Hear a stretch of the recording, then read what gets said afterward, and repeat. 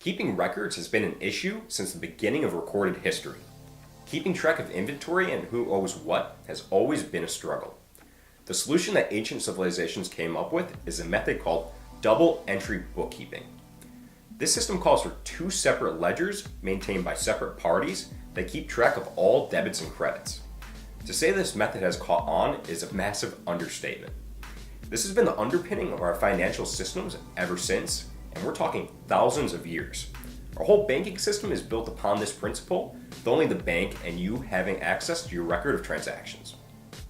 In response to the 2008 financial crisis, a new technology was outlined and it would later become known as blockchain. Blockchain is a decentralized ledger that records all transactions, yet is viewable by the public.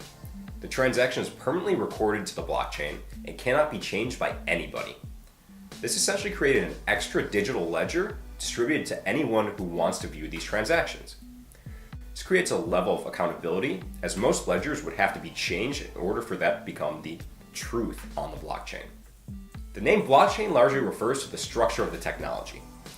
Blocks contain data that represents these transactions, and when a block is mined or minted, all of the data contained in the block becomes canon and is added to the chain. All ledgers are updated to recognize this new consensus. Blocks are then linked together to form a chain and can be referred back to at any time. Although it was the blockchain's first purpose, the use cases for blockchain technology are not limited to currency. Users have used blockchain technology to keep permanent immutable records, perfect for purposes such as voting.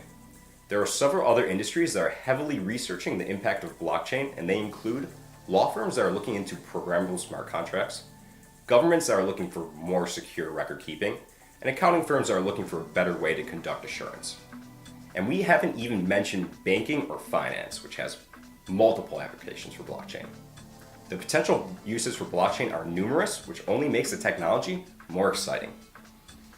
Because of the potential impact to so many different industries, some people are talking about blockchain like it's going to be the next evolution of the internet.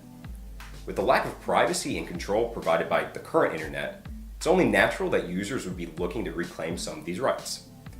The creation of blockchain tech marked a realization that we could, in fact, actually have a better internet that provides more freedom. Currently, we place a lot of trust into centralized institutions, and some of them have exploited that trust. Hacks are routine, businesses are trying to use your personal data for profit, so it's very difficult to claim that there's any real level of privacy on the current internet. With blockchain technology, trust does not have to be placed into a person or a centralized group of people. The technology is the only thing that has to be trusted, which mitigates the opportunity for fraud and generally unscrupulous actions. So that's a rundown on what is a blockchain. It's kind of a heady concept, so if you have any questions, any discussion, throw those down below in the comments and we'll be happy to answer those. If you enjoyed the video, please leave us a like and also subscribe so you get notified of any of our future videos. This has been Jeremy of BlockchainWTF. We'll see you next time.